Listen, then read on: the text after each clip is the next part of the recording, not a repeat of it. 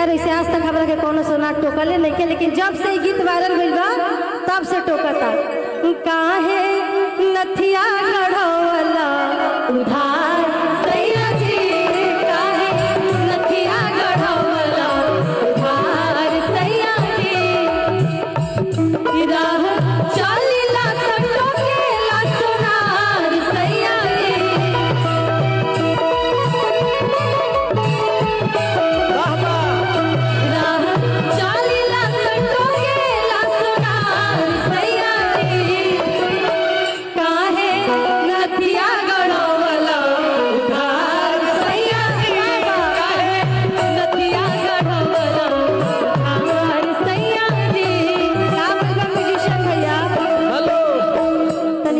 बजा लो, बुझाते नहीं बुझाते लो। काहे नथिया गढ़वला उधार सैया, नथिया गढ़वला। हेलो भैया, स्केल थोड़ा हाई है लेकिन रुक जाइए। अब हम अपन लाइन गाओ तनी जोन गईले बानी हमने के शशिकांत भैया के लिखल गीत बा, अचानक भेज दिले गा देनी। जब कोनो मर्द के मेहरारू के केहू बाजार में टोक देवे तो मार होइबे न करी कि जब पता चलल तब भइल चमके मार धनिया रहा रोकी न छेकियो सुनार धनिया, रोकी न छेकियो सुनार धनिया।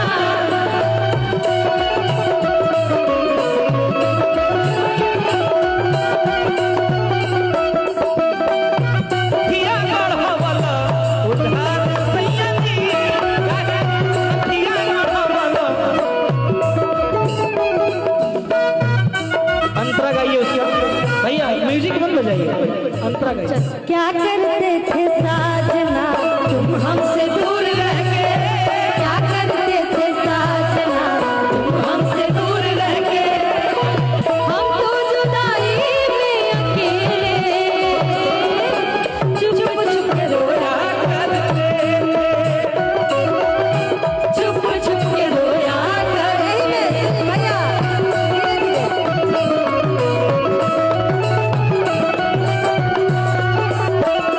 भैया यही में और एगो हमार गीत बहुत वायरल रहे। बाली बलिया से चाही ए हमार राजा जी, बाली बलिया से चाही ए हमार राजा जी, बाली बलिया से चाही ए हमार राजा जी।